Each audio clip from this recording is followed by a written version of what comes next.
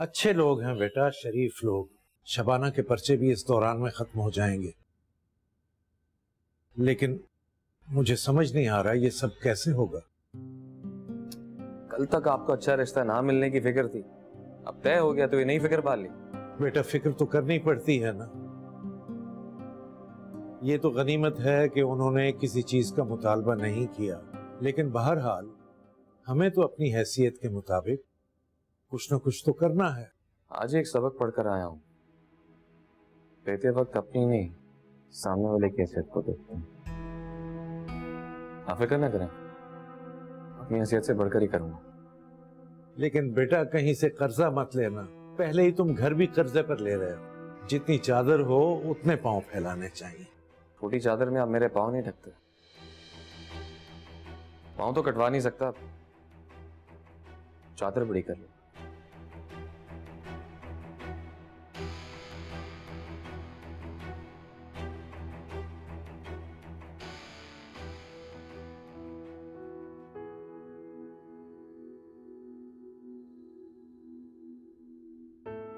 अब्बा चाय।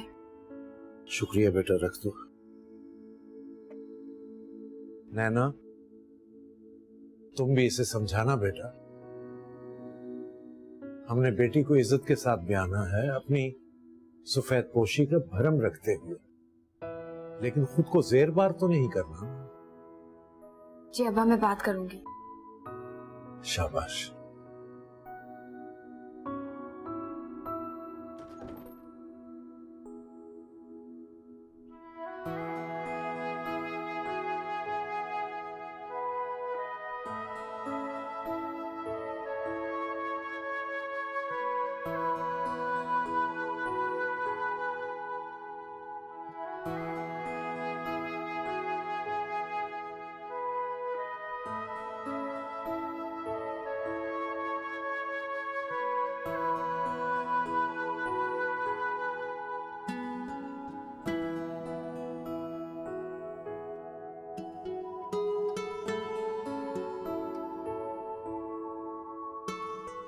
अपना हाथ दिखाओ।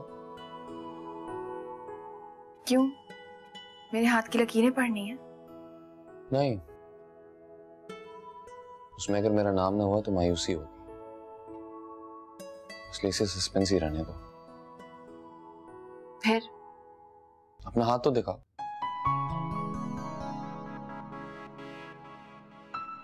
ऐसे नहीं, ऐसे।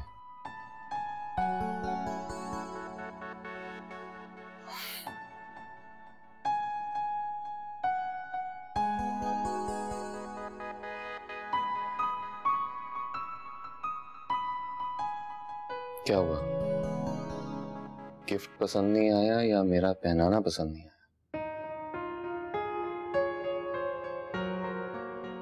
तो खुद ही पहन लो, तुम्हारा बर्थडे का गिफ्ट है। कुछ ही मिनट बाद तुम्हारी बर्थडे।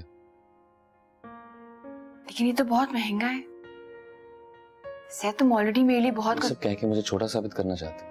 क्या मैं जानता नहीं हूं कि तुम्हारी नजर में इस ब्रेसलेट की क्या हैसियत है? मुझसे कई ज्यादा कीमती गिफ्ट लेने की आती है। मैं वो सब कुछ भूल चुकी हूँ। इस वक्त ये बातें करना जरूरी है? मैंने पता नहीं क्या क्या सोचा था। जिंदगी के नए साल के पहले लम्हे में तुम्हारे चेहरे पर मुस्कुराहट देखूंगा जो सिर्फ मेरे लिए होगी।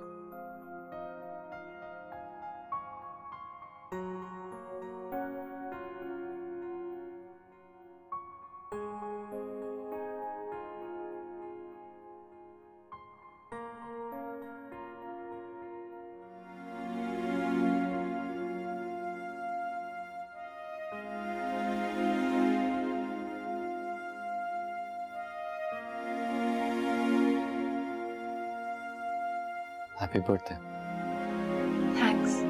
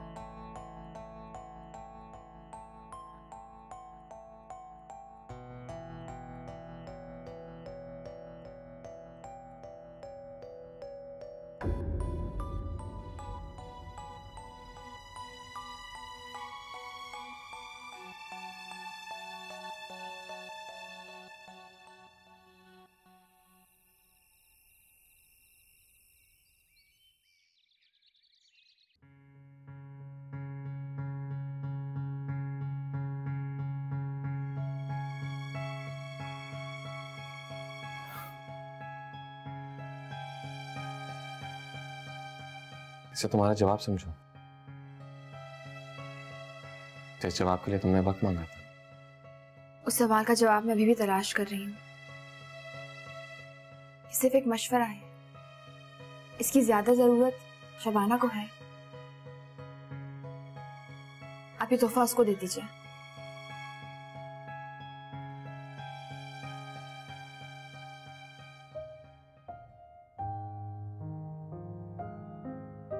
तोहफा सिर्फ तोहफा नहीं होता, इसके साथ कुछ खास एहसासात और जज्बात भी जुड़े होते हैं। ये सिर्फ तुम्हारे लिए। शबाना की फिक्र मत कर, वो मेरी जिम्मेदारी है जिसे मैं पूरा करूंगा। फर्ज और जिम्मेदारी को तोहफे से मत मिला।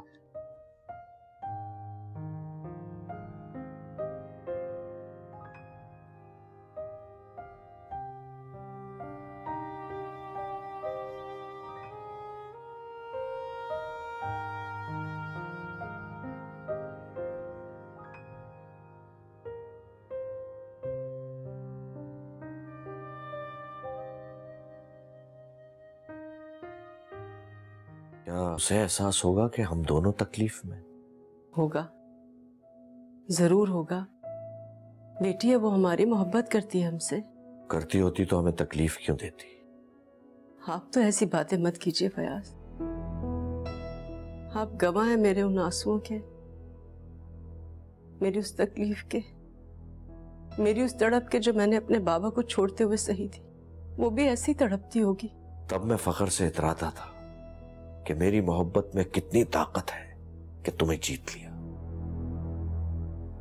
अब उसी मोहब्बत से नफरत करता हूं मैं। मोहब्बत से नफरत? नहीं फयाज, मोहब्बत तो बहुत खूबसूरत एहसास है। मोहब्बत उस वक्त तक खूबसूरत लगती है जब तक आपकी बेटी को किसी और से ना हो जाए।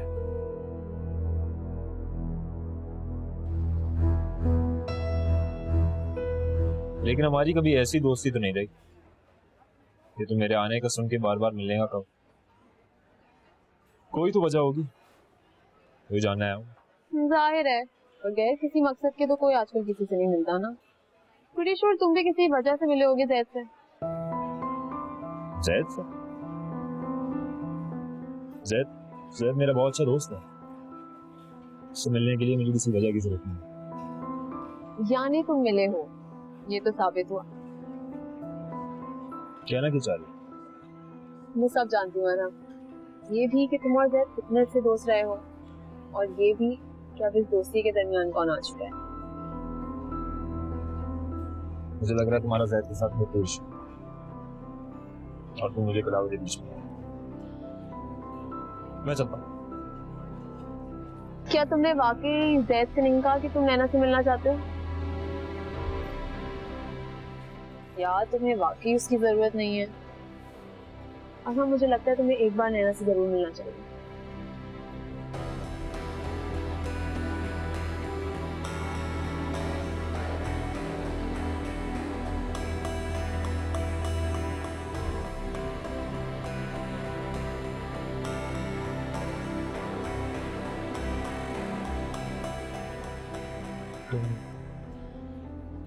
तुम जानती हो कि जैद और नैना? कौन नहीं जानता।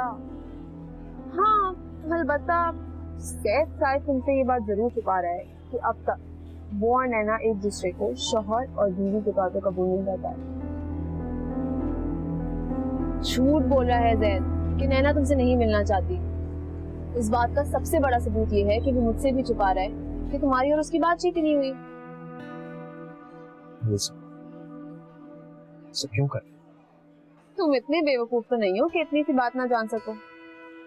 नैना उसे अपना शौहर तस्लीम करे या ना करे, वो उसे अपनी बीवी मानने लगा होगा। एंड गॉड नोज, वो उसे चाहने भी लगा हो। You can't really say, right? ऐसा नहीं हो सकता। जैद अच्छी तरह जानता है कि नैना मेरे लिए क्या है। तो ठीक है, यकीन नहीं आ रहा तो नैना से खुद मिलने की कोशिश करो और उससे पूछ लो कि क्या वाकई उसने खुद तुमसे मिलने से इनकार किया है। आई एम प्रीटी श्योर उसको पता भी नहीं होगा कि तुम वापस आ चुके हो, वरना वो तुमसे जरूर मिलना चाहती, और कुछ नहीं तो लड़ने के लिए ही सही। मैं तो चाहता हूँ कि बेशक वो मुझसे लड़े, मुझसे गिला करे, मुझे बुरा भला कहे, लेकिन पूछे तो सही, ताकि मैं उसे बता सकूं। और इसीलिए मैंने जैद से भी रिक्वेस्ट की थी, लेकिन वो मैं तुमसे कह रही हूँ ना कि जैद तुमसे झूठ बोल रहा है, तुम्हें नैना से दूर रखने की कोशिश कर रहा है। और मेरी बात पे यकीन करो या ना करो, नैना जो कहे ना उसको सच मान लेना।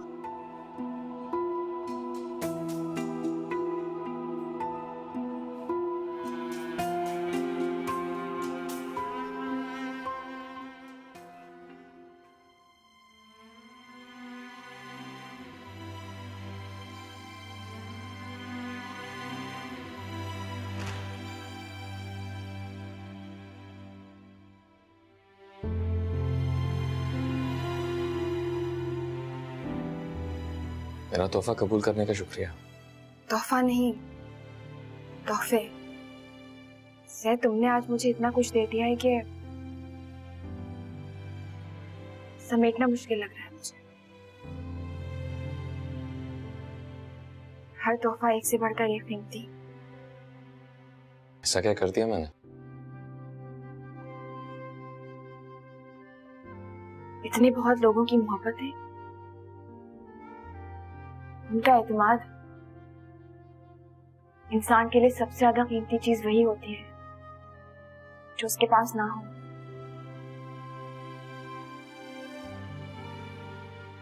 मोहब्बतों के मामले में मैं बिल्कुल खाली हाथ थी। जितना मैंने खोया उसका दुगना लौटाया है तुमने। जितना मैं मांग सकती थी उससे बढ़कर दिया है तुमने मुझे। तो सिर्फ यही सोच रही हूं कि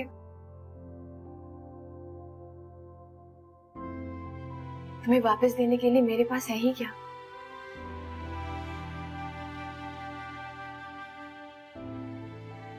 यही दे दो जो मैंने तुमसे मांगा था। हमारा जवाब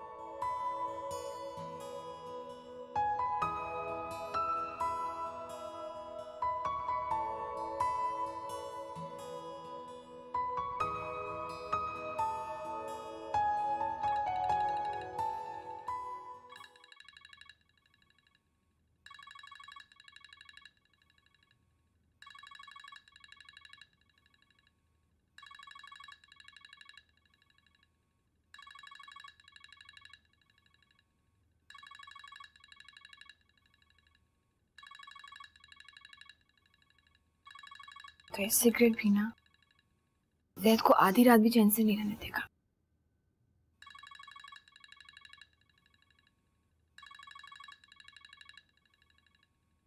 ये रात को किसका फोन है? जरूरी कॉल ना हो, देखती हूँ।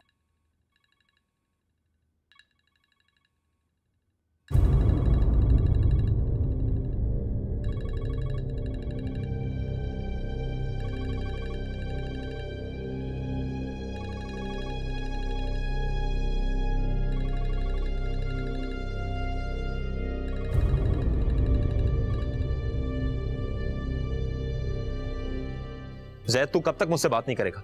कब तक नैना को मुझसे दूर रखेगा? मुझे उसको बताना है कि मैं वापस आ गया हूं।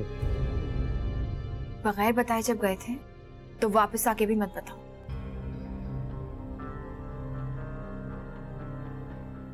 नैना, मेरा पूरा नाम कुछ और है, जानना चाहोगे? मैं सब जानता हूं। वो भी जानता हूं जो तुम भी नहीं जानती। तुम्हारे नाम के आगे लगा नाम एक धोखा है। और उस धोखे का क्या जो तुमने दिया था? मैं इसीलिए तुमसे मिलना चाहता था, तुमसे बात करना चाहता था नैना, लेकिन तुम तक पहुंचने का मेरे पास एक ही रास्ता था, वो था जैद। और वो रास्ता मुझे बंद मिल रहा था। नैना प्लीज।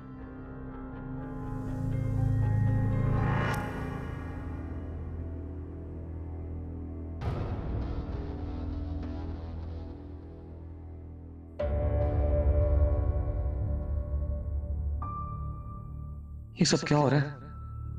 जो भी चाल चलता हूं वो उल्टी क्यों पड़ रही है? एक ऐसी बाजी है जो जीतने के बाद भी मुझे अपनी हार सामने नजर आ रही है। यही तो मैं चाहता था कि नैना अरम को भूल जाए, मुझे चाहने लगे, इसीलिए उसकी जानिब कदम बढ़ाया, उसके अंदर अपनी मोहब्बत जगाने के लिए।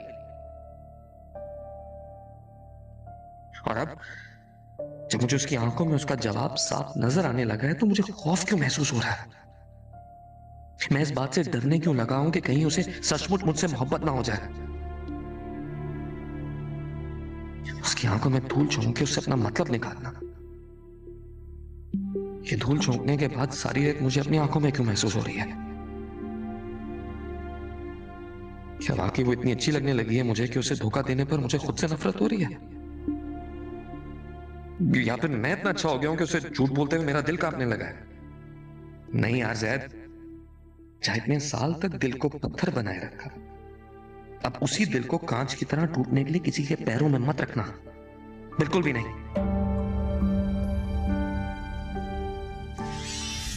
2-3 दिन से तुम्हें बताने की कोशिश कर रहा था लेकिन हिम्मत नहीं हो रही थी। हमने पूछा था ना कि मैं बार बार अरम का जिक्र क्यों कर रहा हूं। मैं तुम्हें यही बताने की कोशिश कर रहा था कि अरम वापस आ चुका है।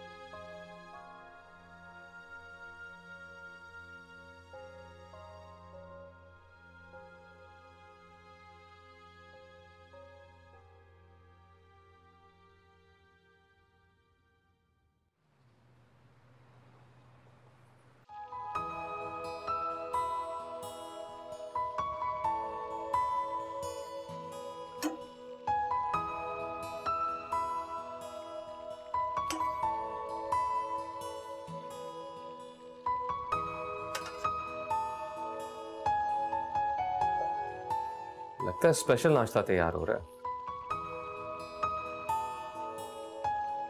तुम तैयार नहीं हुई, मैंने सोचा तुम्हें जाते हुए ड्रॉप कर दूंगा। नहीं, मुझे आज जल्दी नहीं जाना, आप चले जाइए।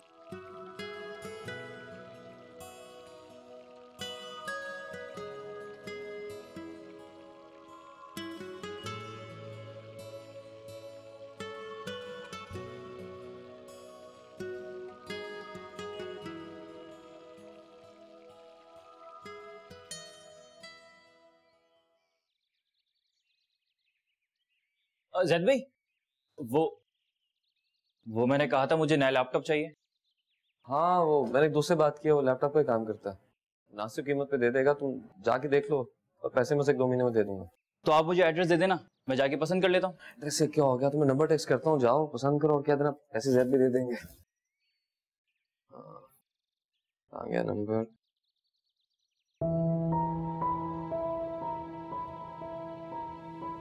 रात को अरहम की कॉल? क्या हुआ जैद भाई?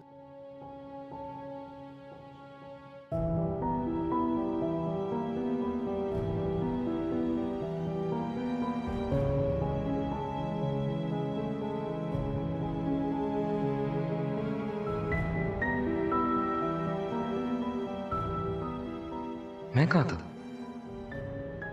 अगर मैं नहीं था तो ये कौन था जिससे पूरे 1 मिनट तक बात हुई है?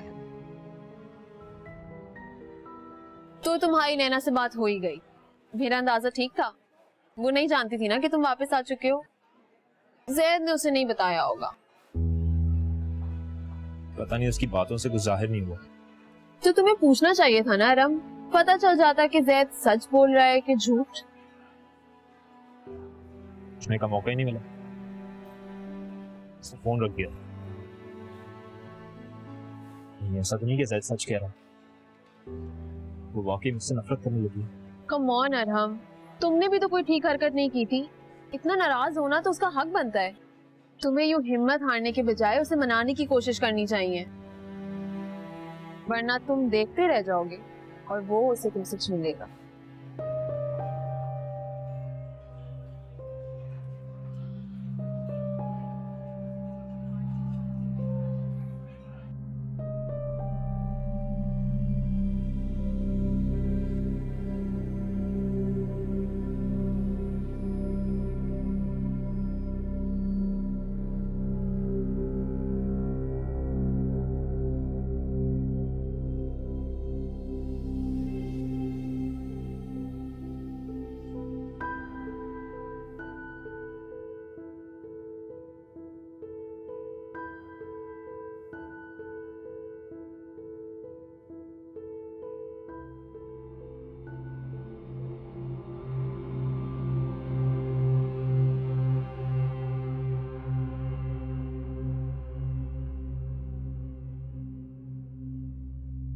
तुम इस खुद तरसी की कैफियत से बाहर निकल आओ और खुदा का शुक्र अदा करो कि तुम्हारा रिश्ता इतने अच्छे घर में तय हुआ है। उस दिन नैना भी तुम्हें इतना समझा के गई थी, लेकिन तुम्हें कोई फर्क नहीं पड़ा। अच्छा, तो आपने उसे यहाँ बुलाया था मुझे समझाने के लिए। वाह, अब आपको आपके भाई के घर की फिक्र भी हो गई और अचानक से भाभी पे लाड भी आने लग गया कि कहीं मैं उससे उसका शौहर न छीन लूं। नैना पागल थी जो तुम्हें समझाने यहाँ तक आ गई। मैंने उसकी सारी बातें सुन ली थी और वो सुनने के बाद ही मुझे एहसास हुआ कि उसके बारे में मैं जो सोचती थी वो सब गलत था। और ये भी यकीन हो गया कि अगर जैद जैसे लड़के को कोई एक रिश्ता पूरी तरह से बांध सकता है तो वो उसका और नैना का रिश्ता है। अब बेहतर होगा कि तुम भी ये बात समझ जाओ।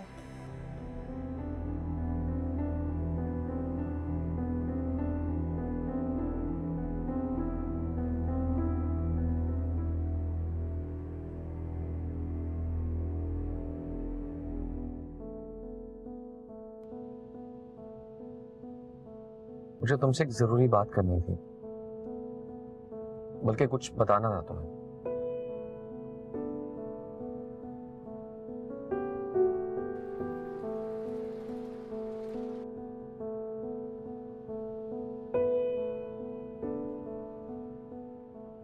दो 3 दिन से तुम्हें बताने की कोशिश कर रहा था, लेकिन हिम्मत नहीं हो रही थी। तुमने पूछा था ना कि मैं बार बार अरम का जिक्र क्यों कर रहा हूं। मैं तुम्हें यही बताने की कोशिश कर रहा था कि अरम वापस आ चुका है।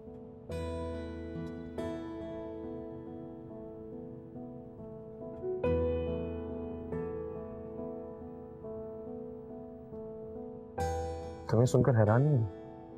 इसमें हैरानी की बात क्या है? वो मरा तो नहीं ना, और जिंदा लोग लौट आया करते। उसने वापस आकर मुझसे कांटेक्ट किया। मैं इसलिए नहीं बताना चाहता था कि कहीं तुम नाराज ना हो जाओ कि मैं तुमसे पूछे बगैर उससे मिलने चला गया। आफ्टर ऑल वो मेरा भी तो दोस्त था। और सच पूछो तो जब मैं उससे मिलने गया तो वक्ती तौर पे सब कुछ भूल गया था कि क्या हुआ और कैसे हुआ। सिर्फ दोस्ती याद थी मुझे। तुम कुछ पूछोगी नहीं?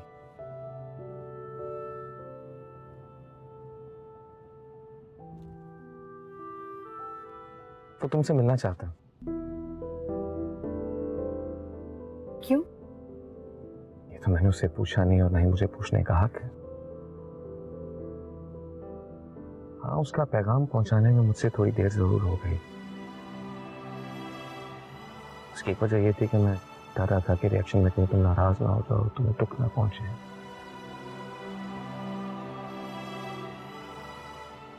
दूसरी वजह ये थी कि और दूसरी वजह क्या थी? दूसरी वजह ये थी कि मुझे लगा कि कहीं तुम नाराज होने के बजाय खुश ना हो जाओ। मेरा दिल छोटा हो गया था, थोड़ा खुदगर्ज भी हो गया था। बाद में एहसास हुआ कि मुझे ऐसा नहीं करना चाहिए था।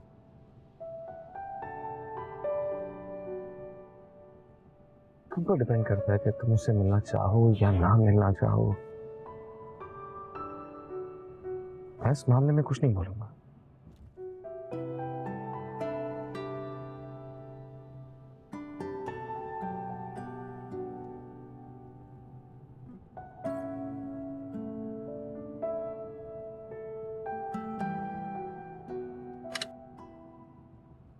मंगनी की छोटी तकरीब हो जाती तो शादी के लिए वक्त मिल जाता। कम से कम भी मंगनी 6 महीने तो रहती है। अब तो वो हथेली पे सरसों जमा रहे। आप परेशान क्यों हो रही हैं अम्मा? ये तो बहुत अच्छी बात है कि उन्होंने मंगनी और गैर जरूरी रस्मों के लिए मना कर दिया है। लेकिन बेटा वो 2 महीने के अंदर अंदर शादी करना चाहते हैं। लेकिन अब्बा, जहां तक मेरे सामने बात हुई, उन्होंने कोई बड़ी डिमांड तो नहीं रखी। क्या अलग में कुछ कहा जो आप परेशान हो रहे हैं? नहीं नहीं बेटा, उन्होंने ऐसी कोई बात नहीं की, बल्कि वो तो ये चाह रहे हैं कि शादी जितनी सादगी से हो उतना ही अच्छा है। तो फिर आप परेशान क्यों हैं? 2 महीने बहुत हैं शादी की तैयारी के लिए। सादगी से भी रुखसत करने के लिए बेटी के हाथ में कुछ दे के ही रुखसत करना होता है ना ज़ैद। कपड़े और बर्तन वगैरह तो मैंने बना के रखे हैं, लेकिन जेवर नाम की मेरे पास कोई चीज नहीं है। जो मेरा जेवर था वो तुम लोगों की पढ़ाई और इस घर पे खर्च हो गया। सुरैया बेगम, फिक्र न करो, अल्लाह मालिक है, खैर हो जाएगी।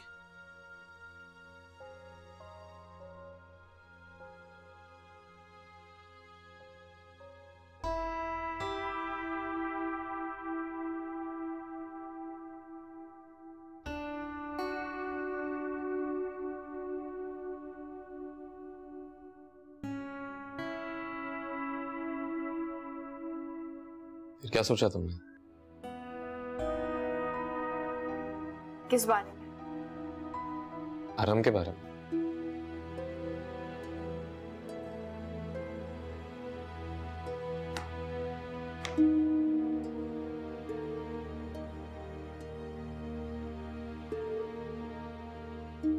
और हमने मेरे बारे में सोचा था?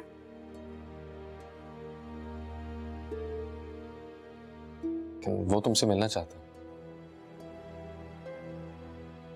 मैं तुमसे बात छुपाकर पहले ही 2 दिन से दिल पे बहुत बोझ महसूस कर रहा था कि तुम्हें पता चलेगा तो पता नहीं क्या सोचोगी मेरे बारे में।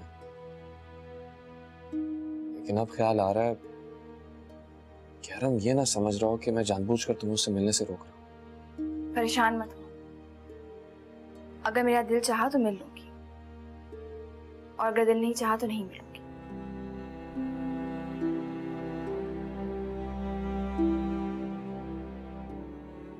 मैं कोई मशवरा दूं?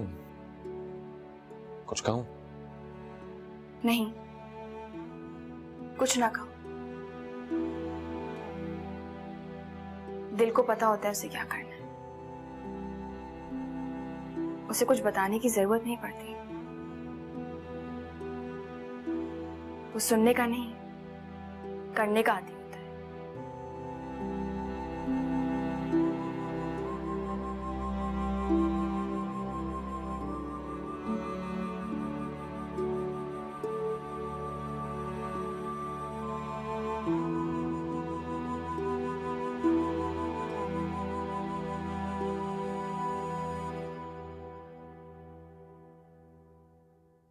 सोने का भाव भी तो आसमान से बातें कर रहा है।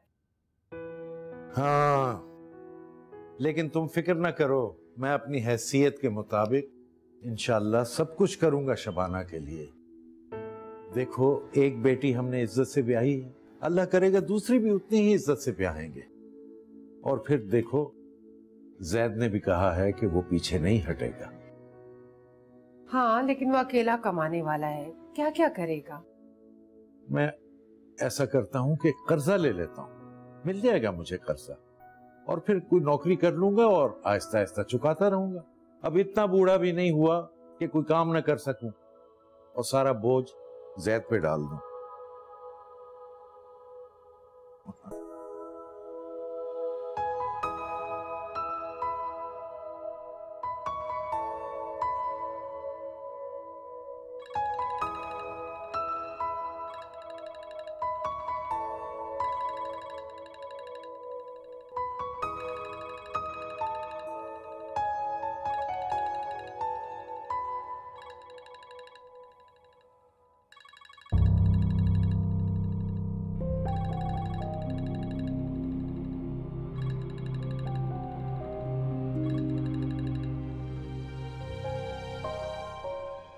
क्या जरूरत थी इतना बड़ा जुआ खेलने की? खुद अपने पांव पे कुल्हाड़ी मार दी उसे अरम से मिलने का कहकर। सुना है औरत अपनी पहली मोहब्बत कभी नहीं भूलती। अगर उसने फैसला कर लिया तो वो नहीं रुकेगी।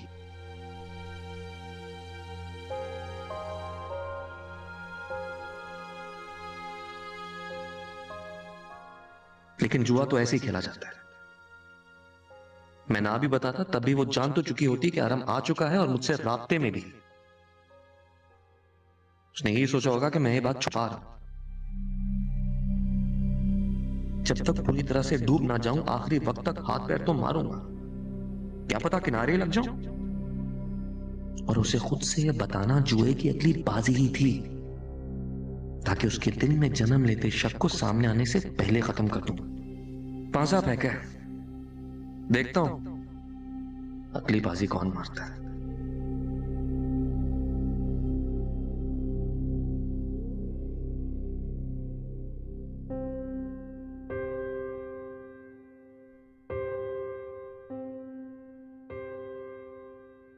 ये क्या है बेटा? ये मेरी कुछ ज्वेलरी है, मॉम ने बनाई थी, घर छोड़ते हुए साथ ले आई थी। ये मेरी तरफ से शबाना की शादी का तोहफा। नहीं नहीं बेटा, ये ज्वेलरी तुम्हारे माँ बाप की निशानी है, हम नहीं ले सकते। सुरैया ठीक कह रही है बेटा, ये हम नहीं रख सकते। शबाना की शादी अल्लाह करेगा बहुत अच्छे तरीके से होगी, अल्लाह सबब पैदा कर देगा।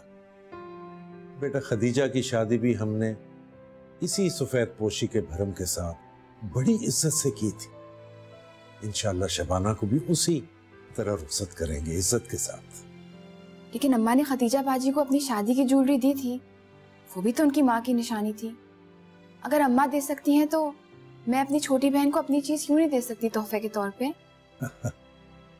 ये तुम्हारी मोहब्बत है बेटा, और मैं इसकी दिल से कदर करता हूं, लेकिन हम ये रख नहीं सकते। वाह, इसे किसी भी किस्म की मदद ना समझें। ये तो बस एक तोहफा मैं शबाना को देना चाहती हूँ, और ये तो एक बहुत मामूली सा तोहफा है। और मैं जानती हूँ अगर आप और जैद चाहें तो आप शबाना के लिए बहुत कुछ कर सकते हैं, और आप लोग करेंगे। लेकिन मैं भी कुछ करना चाहती हूँ, और अभी मैं सिर्फ इसी के काबिल हूँ। अगर आपने नहीं लिया तो मैं समझूंगी कि आप समझते हैं कि मैं शबाना को तोहफा देने के काबिल ही नहीं। प्लीज अब्बा, मना मत कीजिएगा।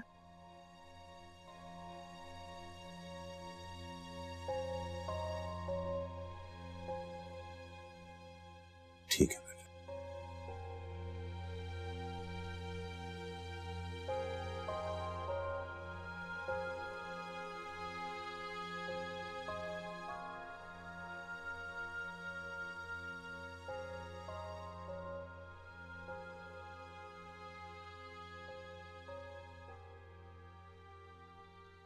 अम्मा मुझे देर हो रही है, नाश्ता दफ्तर में ही कर लूंगा।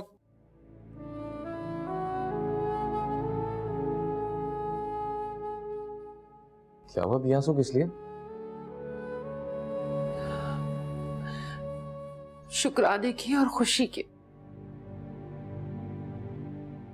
नैना ये जेवर दे गई है शबाना की शादी के लिए तोहफे के तौर पर।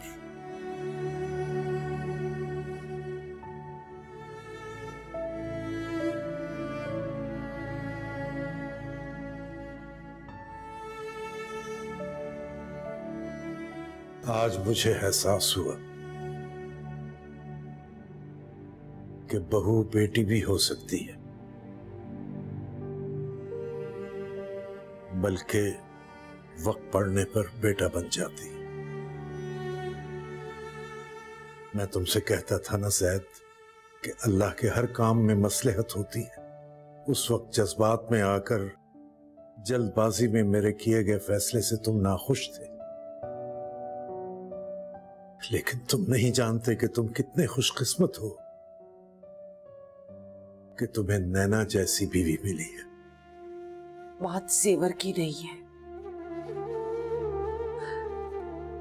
रुपया, पैसा, सोना, चांदी, ये सब आने जाने चीजें हैं। बात यह है कि उसने अपना इतना बड़ा दिल करके हम सबको अपना समझा। बॉस में से थोड़ा सा निकालना कोई बड़ी बात नहीं होती, और जो किसी के पास थोड़ा सा हो वो किसी अपने को दे देना बहुत बड़ी बात है।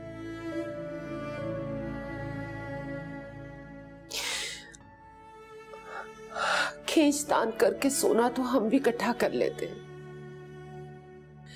लेकिन ये जो थोड़ी सी चीजें मेरी झोली में है ना, ये बहुत बड़ा खजाना है मेरे लिए। इसमें उसकी मोहब्बत झलक रही है।